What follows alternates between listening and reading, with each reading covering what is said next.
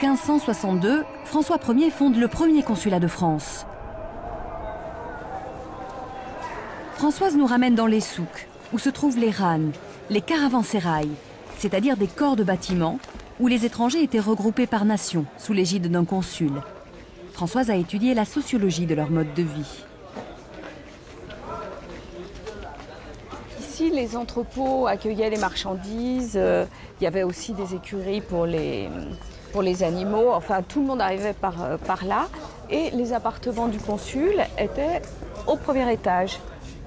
Alors les ressortissants européens, ils arrivaient, ils s'installaient avec leurs meubles, tout était comme chez eux et tout était absolument différent. Et ça c'est quand même assez étonnant comme mode de vie.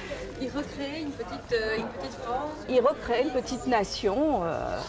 D'ailleurs, chaque nation avait son propre caravansérail et sa propre façon de vivre. Alep est alors l'une des seules villes de l'Empire ottoman à accepter les étrangers, mais pas à n'importe quelles conditions. Le soir, ils sont tenus de rester dans leur khan. La nuit, quand la nuit arrivait, on fermait la porte comme ça, les deux battants, avec une grande clé. On apportait la clé au consul pour être sûr que plus personne ne puisse ni entrer ni sortir. Mais quand même, il y avait une petite porte pour quand on était obligé de sortir. Ils n'avaient pas le droit de sortir. Il n'était pas question qu'ils aillent courir la nuit. Donc ils ne pouvaient pas sortir. Ce khan est l'un des derniers à être encore possédé par une famille consulaire, des amis de Françoise.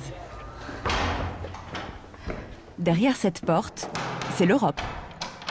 Hello Jenny, comment vas-tu? Bien, bien. Quel plaisir. Jenny Poré-Marache est née ici. Son père était consul de Belgique et aujourd'hui c'est son fils qui assure cette charge. La maison est restée telle qu'elle était au XIXe siècle. Quand j'étais enfant, pour moi, la maison était une maison normale, comme toutes les autres maisons.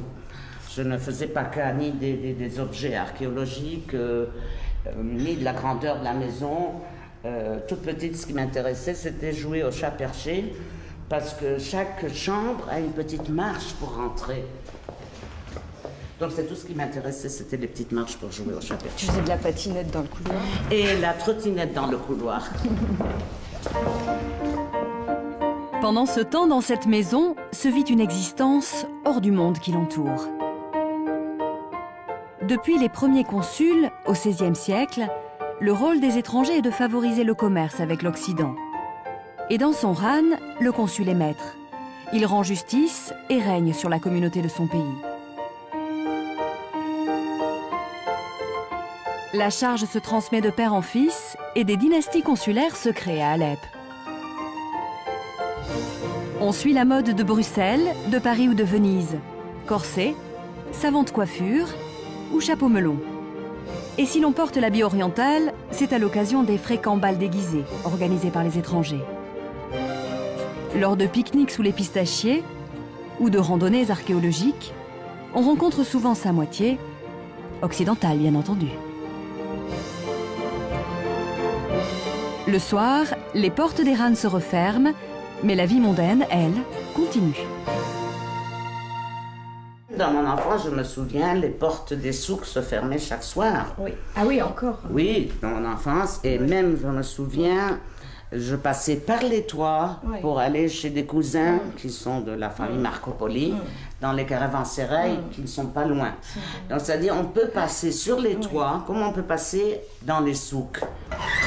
Les toits-terrasses, c'est aussi un des lieux préférés de Françoise. Là, on arrive sur la terrasse. En fait, ce sont les plus hautes terrasses qui servaient en fait aux ressortissants à se retrouver les uns les autres.